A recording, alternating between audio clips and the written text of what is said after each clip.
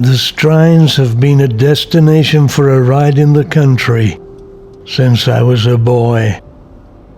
My dad would drive us to the Strines Inn for lunch. 17 miles from my home. A leisurely 30-minute drive.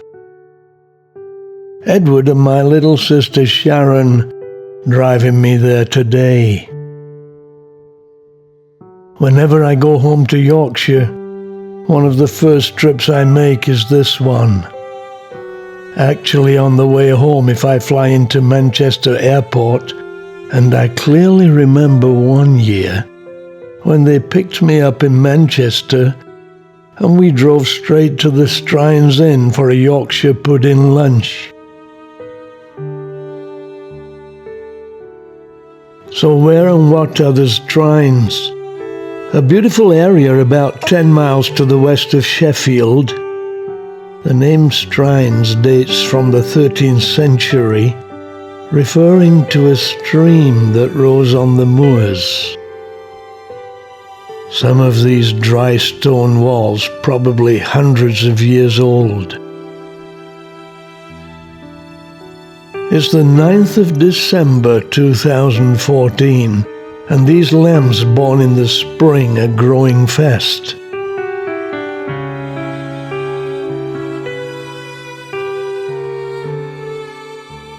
I suppose this is what the ancients called a strine or a strin. The melting snow flowing down the valley. The peaceful sound of running water.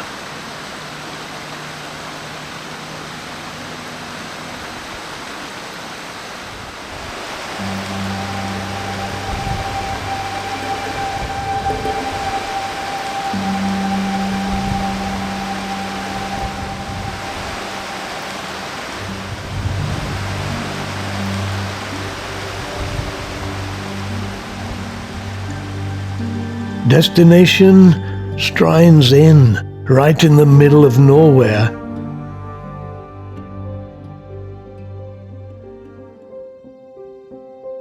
And with the distinction of being built in the year 1275, inside the decor certainly reflects its past.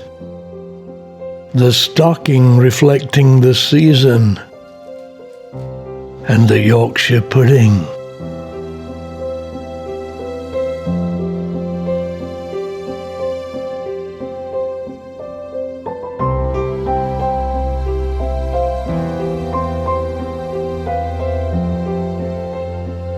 Today the weather is quite mild, but a log fire keeps us warm.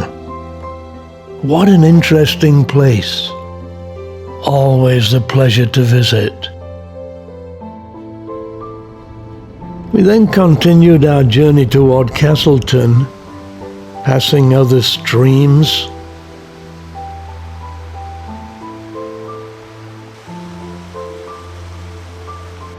and into the Derwent Valley, the Ladybower Reservoir.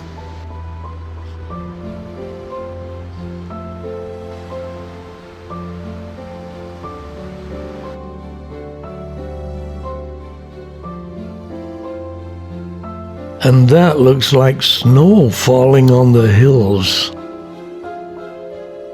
This reservoir has an interesting story to tell.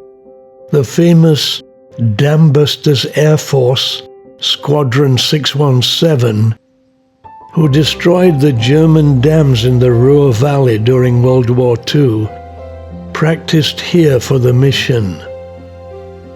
This was target practice, though fortunately dummy bombs were used.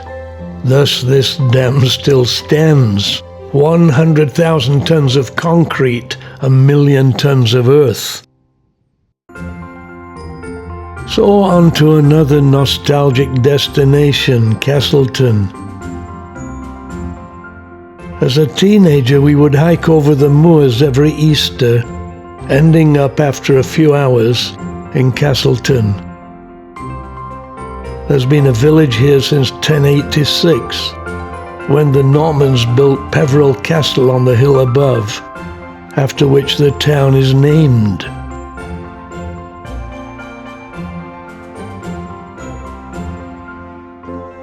Certainly a place full of memories.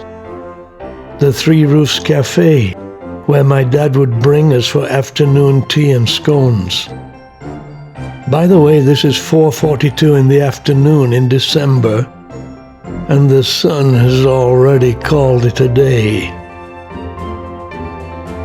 Love the Christmas trees. They may not rival Blackpool, but it surely gives the town a festive look.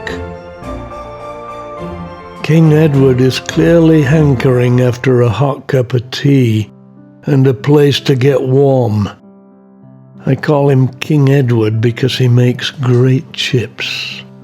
The historic Rose Cottage is just the place to have a drink and a snack. Always a favorite place with us, and you can see why.